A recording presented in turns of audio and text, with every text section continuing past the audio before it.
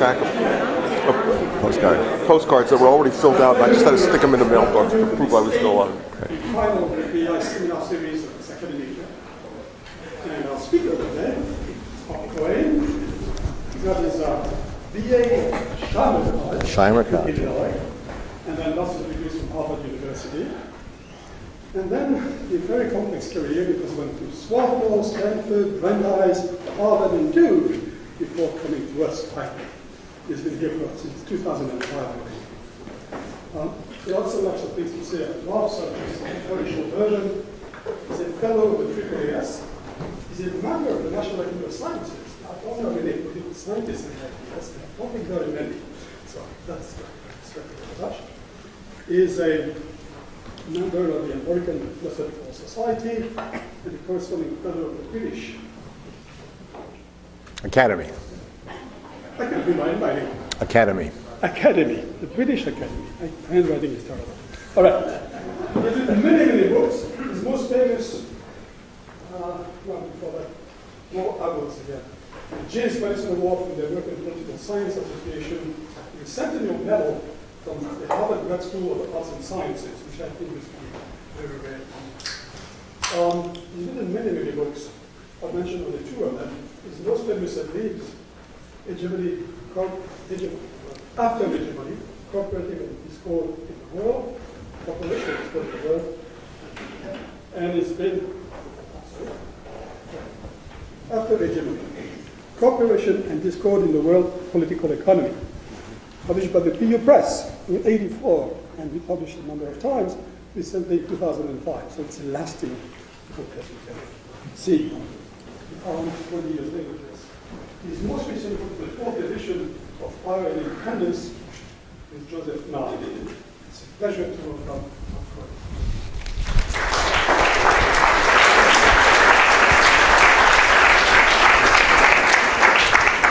Okay, thank you, Francois, very much. It's a pleasure to be here, the last of this series, which you inaugurated as director. I'm going to talk about international climate change regime without U.S. leadership. But I'll talk first about what it was like, what it's been like with the U.S. involvement. I'm assuming that this is an audience of scientists. I'm assuming the validity of the current scientific assessments. I'm not going to talk about that. That is, anthropogenic climate change is occurring. The warming is going to be very serious and have serious negative effects on human and animal and plant life. That warning above 2 degrees Celsius could be especially dangerous, as the Paris Accord declares, and that with a normal pattern without changing, that is, with business as usual, we're going to be headed for much higher levels of warming than 2 degrees. And I'm also going to take for granted that the economic costs of mitigation are relatively moderate. They can be feasibly handled.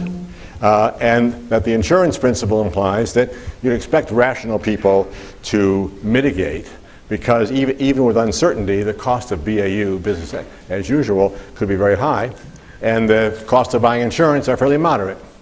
So most of us on this kind of cost-benefit analysis would insure our houses, for example, against hurricanes or fire. So on a kind of straight rational cost-benefit analysis, the world should be reducing emissions to stabilize around 2 degrees Celsius, as the Paris Accord declares we should, but as we'll see, does not by any means assure this.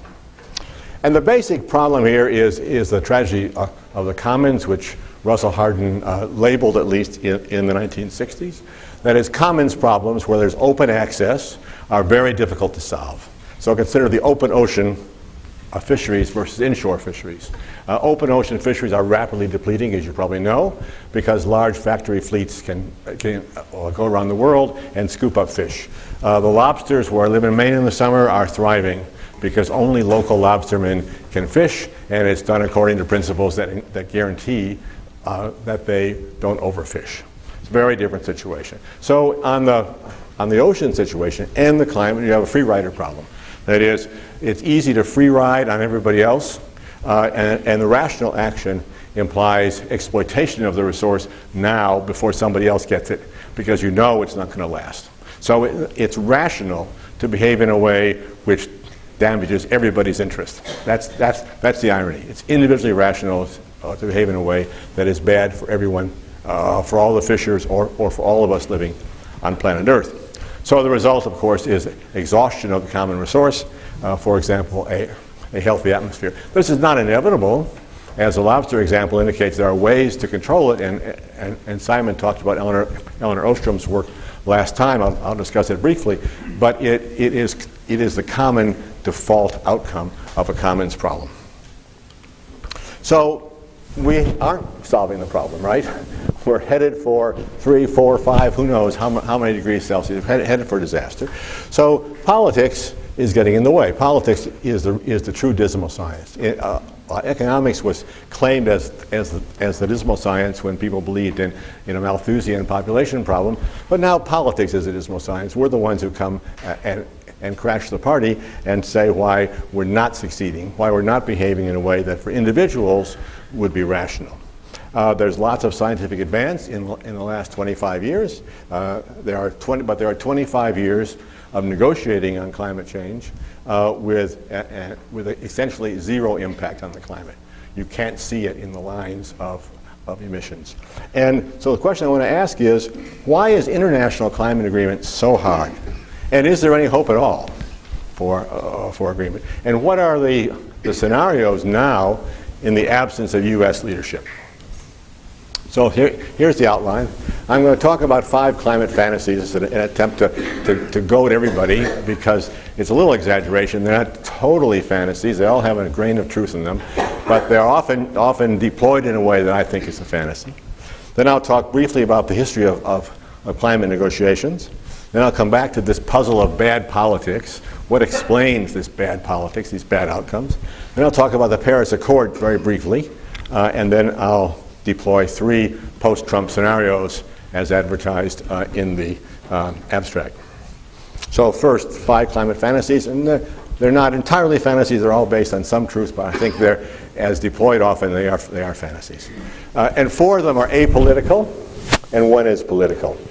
The first apolitical one is the fantasy that climate issues will solve themselves with technology. The second one is the economist's fantasy, that we can assume rational optimization behavior by the world. The third one is what I call the moralistic fantasy, that preaching is persuasive, and we need maximalist policy now, and if we just persuade people and preach them enough, they will agree to this. The fourth is the norms fantasy, that cooperative norms that will solve the commons problem will simply emerge. And the last one is Gerhard Harden's coercion fantasy, that somehow the solution is mutual coercion, mutually arrived at. These are all, in my view, fantasies, and I'm sure that some of you will find this painful to hear, and maybe you'll disagree with this. So, but they all have some basis of truth, and I'm stereotyping a little bit. I'm not claiming that all economists, for example, take the economic fantasy seriously.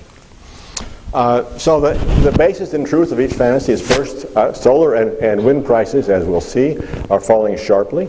So technology is helping, no question about that. Secondly, for the economists, cost-benefit analysis and markets are essential to solve the problem. That's not the fantasy part. Thirdly, on the moralistic fantasy, public support for climate policy is necessary. You have to persuade people at some point. Fourth, the norms fantasy. Norms can indeed, as Eleanor Ostrom showed, support cooperation in small groups. I don't think it scales up very well. And finally, the coercion fantasy. Laggards may need to be coerced, but you can't coerce the major powers, and somehow you have to deal with them without coercion. So first on the technological fantasy, and first two slides borrowed from Steve Pacala. As you probably all know, the price of solar is dropping dramatically. This is a 12-fold decrease in 25 years and a 6-fold decrease in the last 10 years. So we are certainly seeing a solar revolution, and this is happening all over the world. And wind power is keeping pace with solar. Our friend Rob Sokolow is in here because he is in West Texas today looking at a wind farm. So let's hope that the Texans will be persuaded that wind is in their future and it's good for them economically, and they'll change their views on climate change. But in my view, Techno-reliance would be a big gamble. The Paris targets only get us to 3 to 3.5 degrees, and there's no guarantee, as we'll see, that the Paris targets will be met or even approximated. The emissions curve has to be bent very sharply to hit 2 degrees. So I think it'd be risky to say, let's gamble that technology by itself, just do nothing, let technology work, let solar and wind take over. We'd get somewhere there, but I think it's very hard to believe we get to the point where we keep the temperature rise down to 2 degrees. Now, where are the economists right?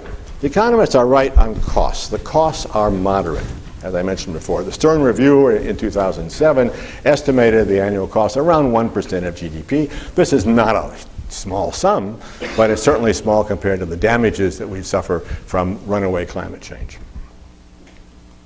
And the economists are also right about prices. A price on carbon will reduce demand. A price on carbon will stimulate technological innovation. Price on carbon is a good thing. Right now it's zero, actually negative, because we subsidize fuel so much. And prices on carbon can be raised by either through a tax, as James Baker and George Shultz have proposed, or through a cap and trade system. Doesn't matter to me. Either way, you impose a price on carbon, and that means people use less carbon, and they have more incentive to develop and deploy carbon-free energy. But the economist's fantasy, as I'm putting it, is that somehow states are rational actors. That once you explain to people that the costs and benefits favor action, that they will actually act. And therefore, that what's important is to devise, I heard a talk last month by an economist, trying to specify what's the economically optimal set of responses to climate change. Well, as a theoretical exercise, that isn't bad, but the notion that somehow the political process will seize that and say, okay, we'll do what's optimal is a fantasy.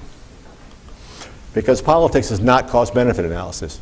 It reflects the interests of the powerful and the organized, much more than somehow some cost-benefit analysis. Politics are made in the political sausage factory. They're made with inattentive publics who know almost very, very little. It's hard to overestimate how little the public knows about any public policy issue. Made with interest groups being active. Many of these are carbon industry interest groups, with, as you know, billionaires controlling TV networks, even TV networks in distress right now. Legislatures with arcane rules, making it difficult to pass legislation, like Waxman-Markey, and leaders who vary, and I don't have to explain this to you, in intelligence, commitments, and persuasiveness, and those don't always correlate, right? So the variation in intelligence and in persuasiveness may not be correlated. So now, third, there's the moralistic fallacy. This, I think, is the most common one to hear around Princeton. You preach to people long enough, and they're going to listen to you. Well, it's not bloody likely. They're going to shoot the messenger. Typically, if they don't like the result, if it's going to be costly to them and they aren't persuaded, they're going to reject it. You can talk about what the experts say need to be done, but people, as we've seen in the polls, will reject expertise if doing this seems costly or if it's somehow against the ideological view they have. And if we expect mass publics to act in what they consider to be the common interest reflectively, we're in some other planet. People respond more to emotionally powerful appeals, and they respond to what they perceive as their actually usually short-term self-interest. So I think a moralistic fantasy is a fantasy. Who embraces it? Well, Europeans are very prone to it. I mean, whenever you scratch a European on climate change, you get the moralistic fantasy. I had a student ask me after a talk last month. He said, I was taking a Princeton course abroad, and the professor said, basically the moralistic fantasy said, was he European? Yes. Europeans really preach at us all the time. They haven't succeeded, as you know. I mean, it's too bad, but they haven't. Many American liberals embrace the moralistic fantasy, think that if you preach to people, you'll persuade them. And a lot of climate scientists are prone to it too. I think it's generally that experts are prone to the moralistic fantasy because we think that if people just listen to us, it'd be fine. And so basically, if we say it better, communicate it better, they will listen. And if it were true, it would empower us, right? If people did listen to expertise, we'd be more powerful than we are. Then fourth, there's the norms fantasy. Norms fantasy is that global norms will emerge as a result of lower level norms.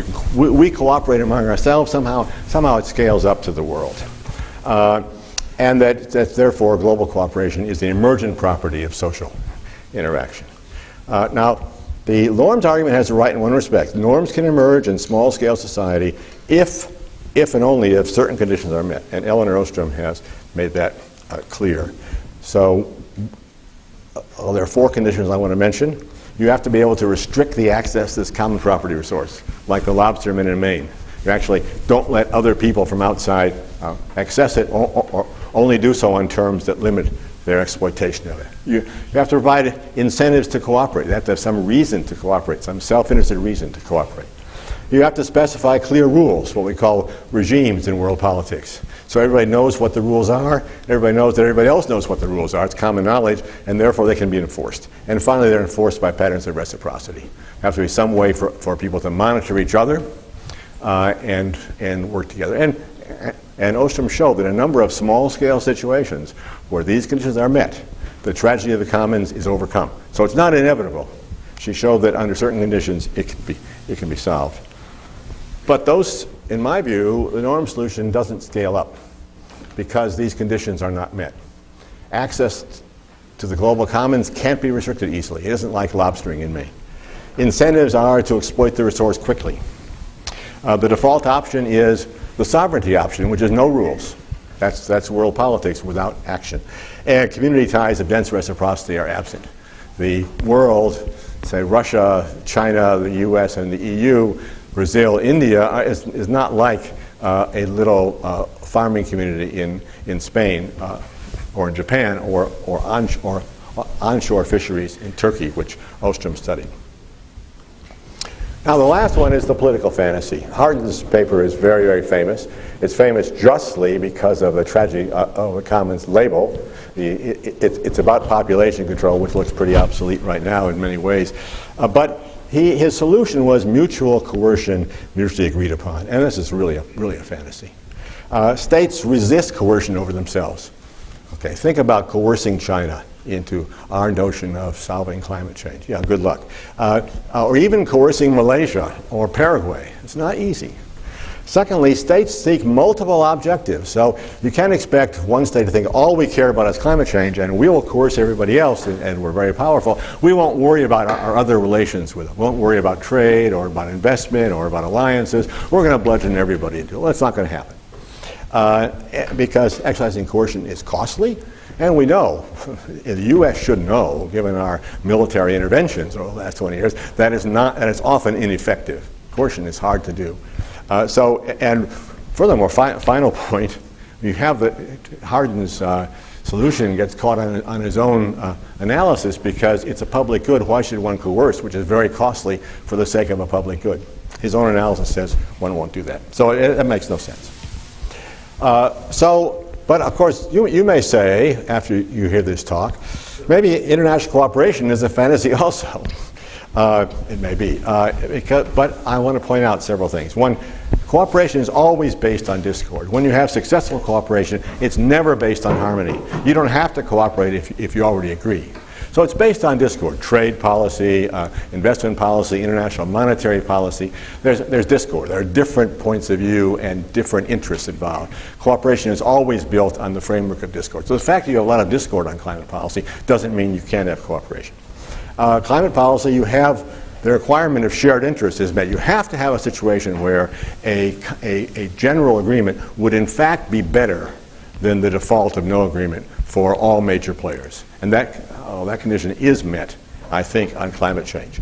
Cooperation is always based on reciprocity, but it's not based on the diffuse reciprocity. And it may be diffuse reciprocity. This Yogi Berra quote, "Other people won't go to your funeral if you don't go to theirs," is a reflection of diffuse reciprocity. You don't go to their funeral back and forth. I don't go to yours because you go to mine. I go to yours because I want others to go to mine. Not you. You're dead. That's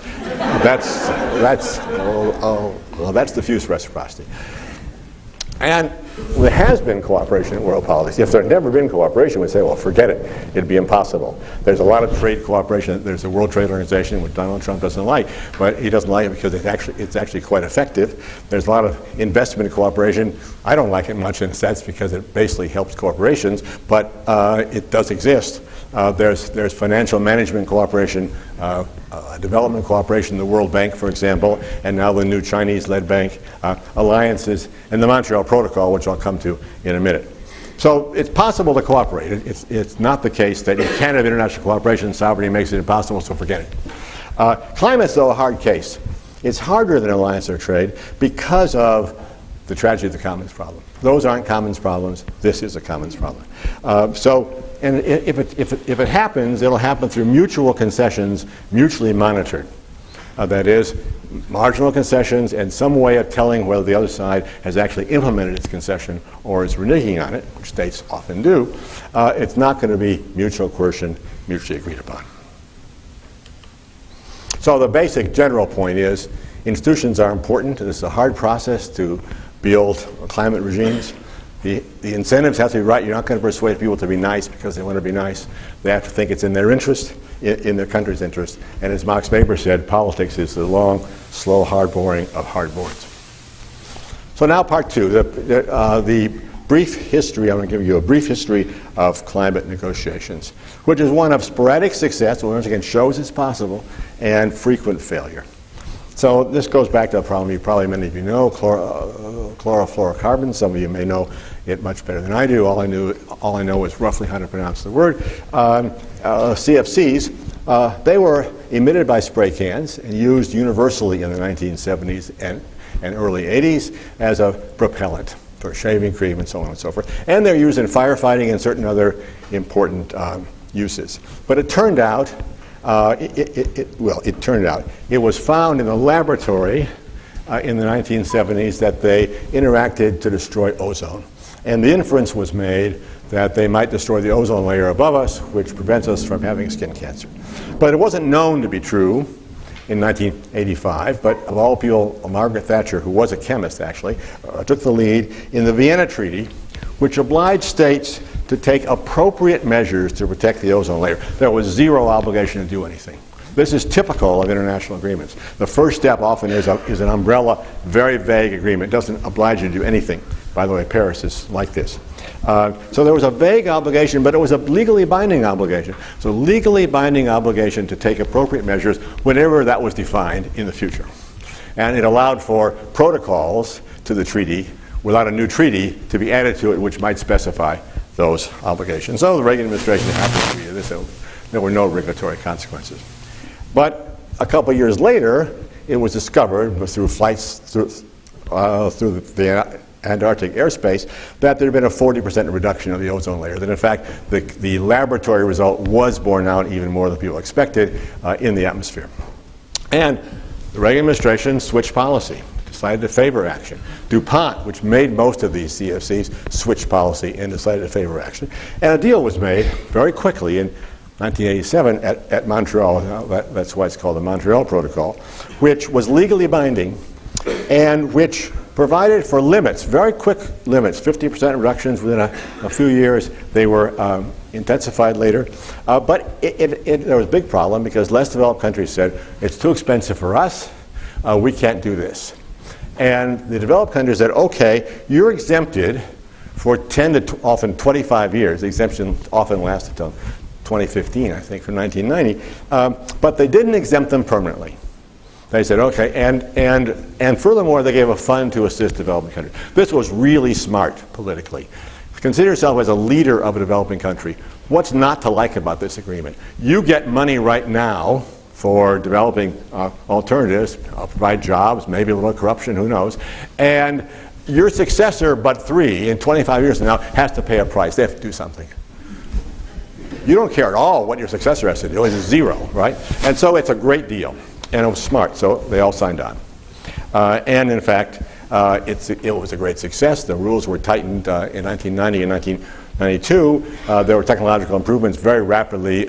Substitutes for CFCs were discovered through a systematic process. And recently, as many of you probably know, there has been a decrease in the atmospheric burden of ozone-depleting substances and some early signs of ozone recovery. So it worked. There aren't very many international agreements where it so clearly worked. That is, you see it working politically, and then you see it working in the target area, which is the ozone layer. Contrast that with Kyoto, 1997. This was also part of there was a framework agreement, the UN Framework Convention on Climate Change in 1992, which like the Vienna Convention, provided for an umbrella, yes, we'll do something, but we don't know what we'll do yet. So there was a 5-year negotiation starting there. And in the negotiation, the first thing they did, in the first meeting in Berlin, was to exempt the developing countries permanently from the restraints of Kyoto. Now, this was the Gore-Clinton administration. It was really dumb. And they had the Montreal example, exempt them temporarily. It gave them a permanent property right. And then it agreed top-down targets and timetables for developed countries without preparing the ground. So many of those countries, the United States, Canada, Australia, never followed those targets. Canada joined the agreement and then reneged and withdrew. The U.S. never joined. Australia refused to joined, then reneged, then left. So there wasn't political preparation. It was basically Japan, which was the host, and the Europeans did something. And the Europeans, they got themselves a deal, which meant they didn't have to do very much because they cut themselves a deal in terms of the targets and timetables. So they were both moralistic and cynical. And consider this chart, which I got from Steve Pacala. You're in 1995, and it's about to be the case that China's emissions will go through the roof. Maybe it wasn't totally predictable, but they were growing fast by this time. You could have predicted much of this. India's are about to rise sharply, and those are the countries, plus other countries, that you exempt permanently from the restrictions. This is not how you'd write an agreement. Look at the EU's. The EU's emissions were already falling by this time. So, and the U.S. was not a member. So this was a really dumb agreement. And not surprisingly, it was ineffective. And it was not renewed and became a dead letter in 2012. It's a good example of people who were good-hearted, liberals. Many liberals supported them, going along with an agreement which didn't get the incentives right, got them all wrong, both for the developed countries and the developing countries, and therefore was a failure. So what we wind up with is a regime complex. We don't have an integrated regime. In trade, we have an integrated regime. WTO is the center. There are some exceptions, but it's a centerpiece for trade policy. In climate, there's something that looks more like this. It's a regime complex. Lots of agreements with varying amounts of efficacy. None of them covering the whole regime, the whole system, because there hasn't been the basis for a comprehensive agreement. Because the political agreement hasn't been there. Now, there's a little better story after this. I mean, as you probably know, Copenhagen was the bottom of the heap. That is, there was a conference to try to restart Kyoto, do something. There was no agreement, ended with no agreement. Ended with no agreement, it wouldn't have been much of an agreement anyway, but for a very simple reason, these countries had never been able to agree for 20 years on a set of voting rules. So you might think there'd be voting rules like majority rule or two-thirds rule or veto as in the Security Council or weighted voting as in the World Bank. These all are voting rules. Well, there was no agreement on voting rules. They couldn't agree on even that. And therefore the voting rule was the default rule in the UN, which is consensus, which is not defined very well. It basically means if more than one or two states object, nothing gets passed. And there was a resolution which was cobbled together at Copenhagen, but the great powers of Bolivia, Ecuador, Cuba, Venezuela, maybe one or two others objected, and therefore it wasn't passed. Even though the U.S., China, everybody else was in favor of it. But in 2011, there was progress made. At Durban, the Berlin Mandate was reversed. So they took away finally this property right. They said everybody is going to be covered by the next agreement. And the other key event, which was the most important event, was that Obama and Xi met in November 2014 and agreed to push forward the climate agenda. China had been a laggard on climate change, had been dragging its feet, saying, oh, we're a developing country, we can't afford to do it, blah, blah, blah. And then they finally decided that they'd better act because they have a lot to lose, and furthermore, they could exercise a leadership role. So when they switched, that was the big event, the most important event. So what are the lessons of Kyoto and Montreal? First lesson is that institutions and incentives matter. Incentives are not just material, they're also Soft power, leadership, reputation. Institutions have to get the incentives right. Okay, now very briefly, I'm going to give a few other reasons why the policy response has been so weak. The free rider problem is one of them, but there are others. There are severe conflicts of interest. There's a lot of uncertainty. There are weak feedback signals. And until recently, competitive pressures have been negative. I'll go through this very quickly. It's obvious. There are lots of differences. Some countries are hurt a lot by climate change. Some, like Russia, think they're not hurt very much at all. So they're very, very diverse interests. And of course, there are tremendously diverse interests on who will pay for mitigation. Everybody wants to minimize their own costs and has some sort of claim, whatever the country is, for minimizing its costs. Secondly, the costs are uncertain. The costs of climate change are uncertain. So, you might get away with it. Who knows? Adaptation might be possible for some countries, although I think this is unlikely. There's a lot of noise in the system, as climate scientists know, and there are long time lags. So we're talking about effects that are going to take place, even at the worst case, in 20, 30 years in serious amount, and it's the opposite of a strong learning environment. A strong learning environment has quick feedback. You steal a cookie and your father slaps your hand and makes you sit in a chair and reflect on your sins, and you learn. But this is a very, very weak learning environment from a psychological point of view. And finally, until recently, the competitive pressures were negative. That is, industries feared that if their country put on a carbon tax, for example, their industries would be hurt because their costs would go up, and therefore they shouldn't do it. And that was one big force against Waxman-Markey in the U.S. Now that I think it's changing because of the energy revolution. That is, the prospect of solar and wind becoming major industries could mean that some countries, China as an example, would decide not just for climate reasons but for industrial policy reasons that they want to be on the lead end of the new energy revolution. And that would turn the incentives around. That, along with technology, and of course they're linked together because they're both driven by the lowering of the cost of solar and wind, are the most positive things going on in this environment. So now let me say a few words about the Paris Accord. In December 2015, it had 194 signatories, many more than Kyoto. That is, essentially all countries signed the Paris Accord. And it expressed the aim of holding temperature rises to 2 degrees Celsius. Basically, it was a symbolic global consensus. Said this is a serious problem, we're causing it. 2 degrees is a reasonable target. Some countries push for 1.5 degrees. That won't happen, unfortunately. It was a symbolic global consensus, and it could form the basis for a serious climate regime. Now, the clever thing about Paris is that it was designed in the opposite way of Kyoto. Kyoto was top-down. Everybody accepts a target and a timetable, 8% reduction by this year. In Paris, they let every country could determine its own contribution, nationally determined contributions. So every country submitted an indicated nationally determined contribution, and that was folded into the agreement. So it gave states discretion about what to do. And it gave them discretion about how much to do. It didn't say you have to cut by at least X percent, how much to do. And it also, they had discretion about specificity. You could put forward a specific plan. Obama did, quite specific, 28%. And many countries, you can't make any sense out of what they would do. You have no idea what they'll do from their vague plans.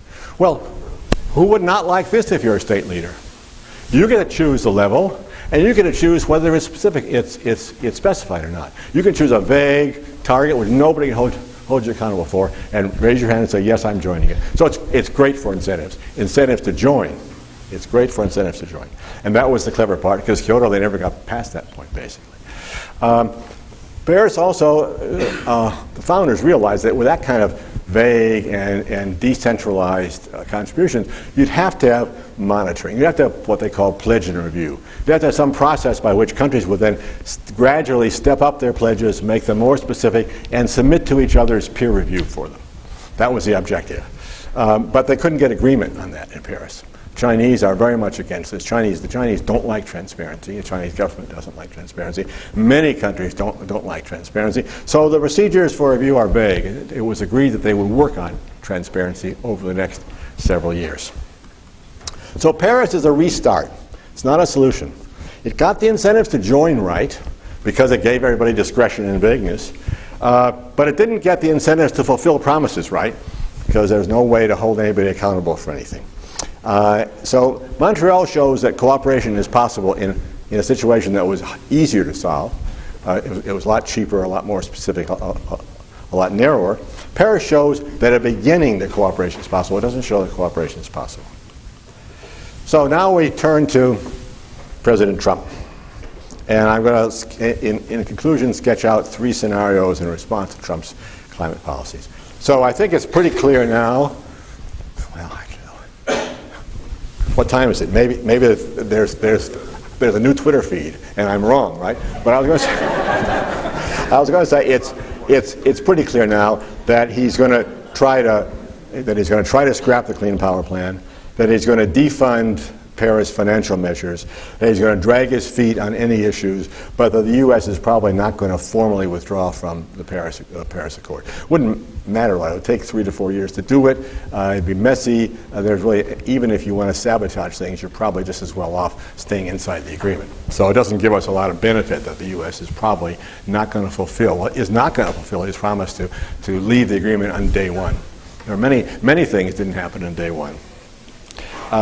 So I have 3 scenarios for what's likely to happen, given that assumption that the Trump administration is going to be as negative as they can be about this.